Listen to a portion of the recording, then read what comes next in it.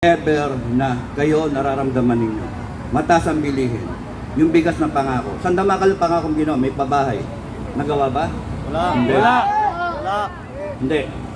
So, nandito tayo para gusto natin bigyan tayo ng pansin.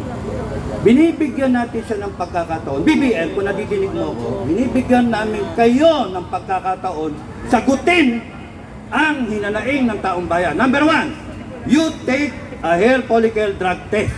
Yes! Yes! Pero alam namin, di mo papansinin. Bakit? Kasi alam mo, positive ka. Diba? Yes!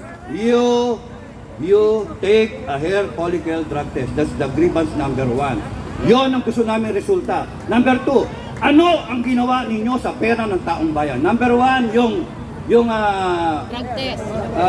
binintang ginto. Sana po tayo pera. We want explanation. Ano yung nangyari sa PhilHealth Fund? We want explanation. Ano nangyari dun sa 1.4 billion na flood control program na bumabaha pa rin? Tapos doon wala namang walang bakal. Yes. Yung simento. Tapos hinahanap niyo yung barko na tumama doon sa flood control project na yan, hinayupak na yan. Tapos doon, ano nangyari doon sa PhilHealth, 89 billion? Ano nangyari? Hindi natin alam yun, no? Ano nangyari doon sa mga pera? Yung mga Harlikapan. Thank you. 500 billion na pondohan ng 250 billion. Nasaan na? Kumikita ba? Pera ng taong bayan yun. Pera yun ng mga empleyado. And yet, walang sagot. Pero kayo sinasagot ninyo yung grievances ninyo. Ano yung grievances ninyo? Takot na takot kayo kay Sara. Takot na takot kayo kay Duterte. Kay Digong. Hindi yun ang gusto namin. Ang gusto namin, sagutin ninyo.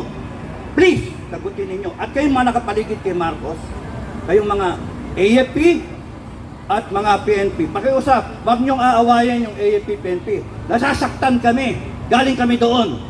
May mga kasama kami ng ex-PNP, may kasama kaming mga ex-military. No? Hayaan nyo lang sila. Bakit?